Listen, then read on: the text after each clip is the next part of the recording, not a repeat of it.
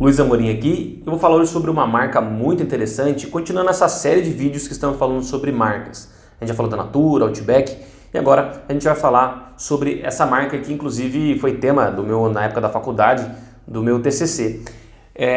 A Red Bull, né, é uma empresa muito interessante, tem várias lições que a gente consegue extrair da história da Red Bull, que pode trazer para o seu negócio, seja você uma pequena empresa ou até um profissional liberal. Isso é muito bacana a gente compreender a história desses empresários de sucesso.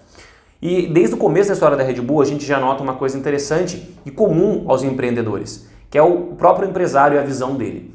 O Dietrich Mateschitz, né, é um austríaco que fundou a Red Bull. Ele foi numa viagem à Tailândia e no táxi, né, ele percebeu uma bebida energética que os taxistas tomavam, e essa bebida energética tinha um touro na capa da lata, né, no rótulo.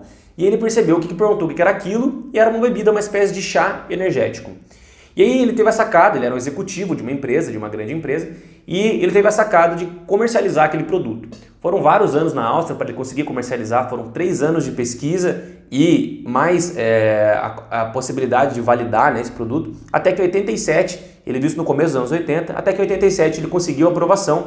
Era um produto muito desconhecido, enfrentou muitos problemas e ainda enfrenta em muitos países a entrada da Red Bull, devido a ele ter 3 vezes mais cafeína que um refrigerante comum, e 3 substâncias assim são comuns aos energéticos, né? Que é a taurina, a cafeína e o inositol.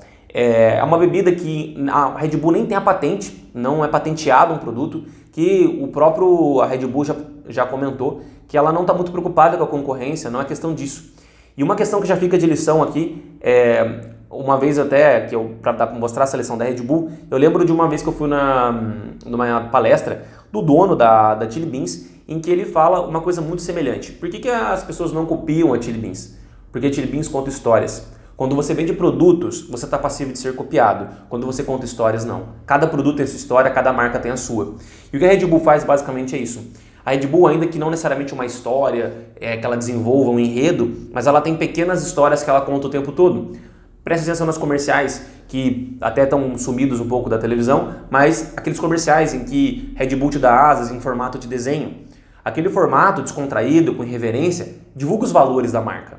A marca é irreverente, ela tem essa descontração, essa pegada sarcástica. Isso faz parte dos valores da marca.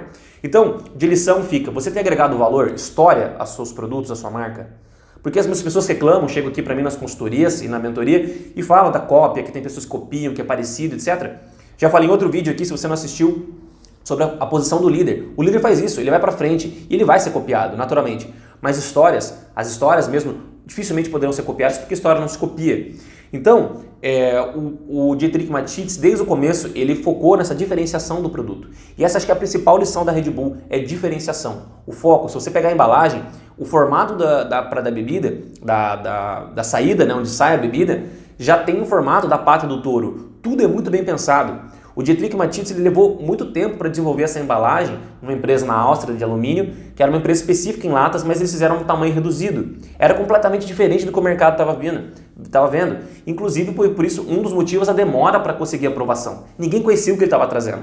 Então, pensa bem, ele teve a visão de olhar aquilo ali numa viagem, sacar que poderia ter um mercado para aquilo ali, uma bebida energética, e usar para meios diferenciados em que hoje a marca ela se conecta. Então a questão de você estudar, a questão de você trabalhar, a questão de você fazer esporte. Então, para usos diferentes, para públicos diferentes, são as personas que a marca tem, né? As personas, esses clientes ideais que a marca tem, o estudante, o atleta e etc., trabalha de formas variadas. Então, é muito interessante você notar como ele achou uma brecha no mercado. O que você hoje não está sendo bem atendido?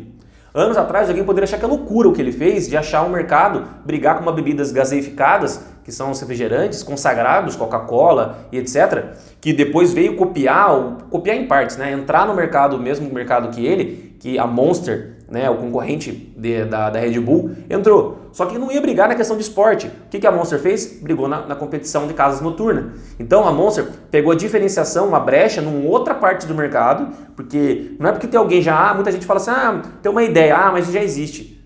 Não é questão de existir ou não. Ou você é o primeiro ou você é o melhor. A Red Bull optou ser a primeira e a melhor. Só que a Monster foi lá e teve a ideia de criar para casas noturnas.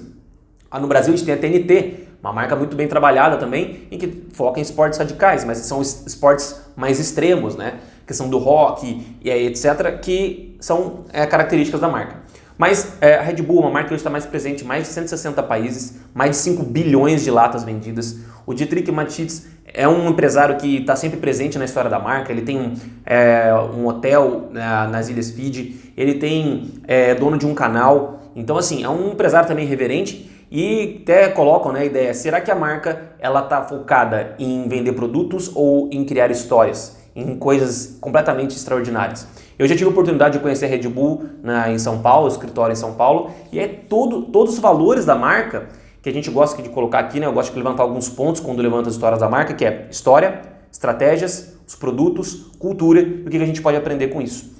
E dentro daqui da cultura da empresa, é legal a gente ver lá dentro, tem mesa de bilhar, todo mundo pode ter acesso ao produto, não tem contabilização, quem bebe, quanto bebe, pelo menos era assim, né, uns anos atrás, não sei hoje, mas tem todo esse acesso dos funcionários, a questão de desenvolver. Conheci uma moça que ela trabalhava com projetos culturais dentro da Red Bull em fazer questão de grafite, hip hop e alguns locais. Então, é acreditar em histórias mirabolantes, mas investir nisso. A marca é irreverente, as pessoas reconhecem isso. Então, é legal ter essa consciência de o que a sua marca traz para a sociedade, o que ela tem de diferente. Você só simplesmente faz um produto, está focado em produto ou em contar uma história?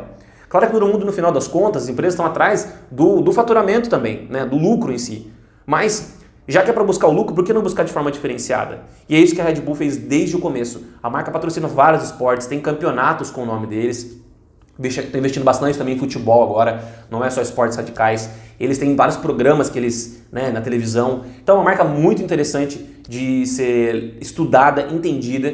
E a título de curiosidade, no meu TCC, eu analisei que a marca, embora defenda bastante reverência e esportes e não queira ser associada à casa noturna e baladas, no Brasil ela é muito associada a isso. Fiz uma pesquisa de campo e foi comprovada pela pesquisa em que as pessoas associavam muito ainda casas noturnas e festas, o que mostrava uma incoerência entre o posicionamento da marca de saúde, irreverência, atividade com casas noturnas, que não era o que a marca no site mesmo colocava, que não tinha interesse em vincular bebidas alcoólicas. Então essa incoerência de posicionamento, mas muito leve. E a gente sabe que na prática isso existe, porque boa parte do faturamento da Red Bull ainda vem de casas noturnas. Então, a título aqui, eu achei legal essas observações. Vou ver se tem mais alguma aqui, mas a princípio é isso que eu queria passar para vocês, entender todos esses pontos que a marca traz. O Dietrich Mateschitz é uma pessoa, é um self-made man diferenciado, que vê diferente as coisas, e ele trouxe tudo isso para a Red Bull. Então, foco em diferenciação, foco no marketing. A empresa investe, se eu não me engano, era 33% do faturamento da empresa em marketing. Foco muito forte no aprendizado. A observação dos detalhes da lata, como eu comentei, e a descontração. O sem medo, o modo de falar, a brincadeira. Então, tudo isso fazia parte da entrevista. Eu lembro que eu fiz uma entrevista na época, eu fui para a final da entrevista da Red Bull, e toda essa questão o tempo todo permeia. Do desafio, da brincadeira, da tiração de sarro, da pessoa que errou, mas aprendeu. Então, isso é bem legal, refletir nos valores. As pessoas com tatuagem, tudo muito legal, mas com muita seriedade. Será que você está fazendo isso na sua empresa? Como que você pode adaptar isso? Espero que tenha te ajudado. Aqui vai continuar a série dos vídeos sobre as marcas, e esse foi um deles sobre a Red Bull, essa marca incrível. Aqui é o Luiz Amorim, da Paulo Business Consultoria, e a gente se fala no próximo vídeo. Até mais. Se você está no YouTube, não esquece de se inscrever no canal e dar um like, tá bom? A gente se fala, até mais.